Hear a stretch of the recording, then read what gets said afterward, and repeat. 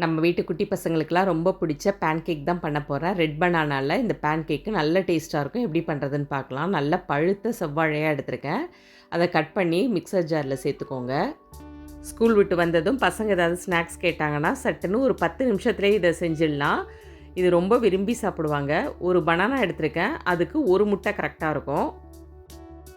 முட்டையை உடைச்சி சேர்த்த பிறகு 1 கப் மைதா மாவு சேர்த்துக்கிறேன். நீங்கள் மைதாவுக்கு பதிலாக நீங்கள் கேழ்வரகு மாவு அல்லது கோதுமை மாவு கூட சேர்த்துக்கலாம்.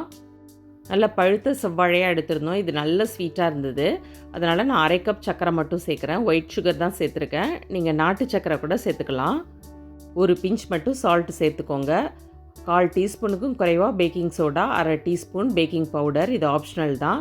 முட்டை சேர்த்துக்கிறதுனால நல்லா சாஃப்டாகவே இருக்கும். இருந்தாலும் நான் கொஞ்சமாக சேர்த்துருக்கேன்.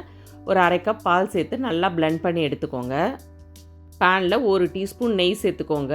ஒரு குழிக்கரண்டி மாவு எடுத்து மேலே அப்படியே ஊற்றிக்கோங்க. இதை ஸ்ப்ரெட் பண்ணலாம் வேண்டாம். ஜஸ்ட் ஒரு 2 to 3 மினிட்ஸ் மூடி போட்டு வச்சுடுங்க. பாருங்கள் எந்த அளவுக்கு ஃப்ளஃபியாக செமையாக வந்திருக்கு. இதை அப்படியே திருப்பி போட்டுக்கலாம்.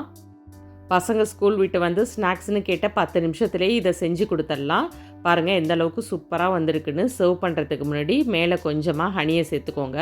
பார்க்குறதுக்கும் சூப்பராக இருக்கும், சாப்பிட்றதுக்கும் செம்ம டேஸ்ட்டாக இருக்கும். நீங்களும் ட்ரை பண்ணி பாருங்கள். எப்படி வந்ததுங்கிற உங்கள் கமெண்ட்ஸையும் ஷேர் பண்ணுங்கள். நம்ம சேனலில் ஏற்கனவே அப்லோட் பண்ணியிருக்கிற ஸ்நாக்ஸ் ரெசிபியோட வீடியோ லிங்க்கு டிஸ்கிரிப்ஷனில் கொடுக்குறேன். கண்டிப்பாக செக் பண்ணி பாருங்கள். தேங்க்யூ.